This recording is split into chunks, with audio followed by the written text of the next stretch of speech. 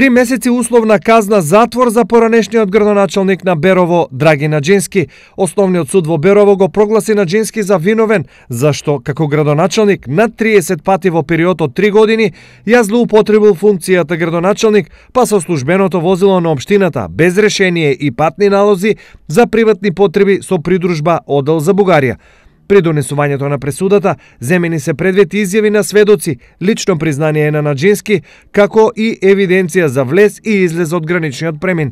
Дополнително, самиот Наџински ја признал вината и се откажал од правото на жалба по однос на пресудата, доколку таа предвидува условна, а не ефективна казна затвор. Условот кој судот му го постави на Наџински е во наредните 3 години да не стори ново кривично дело.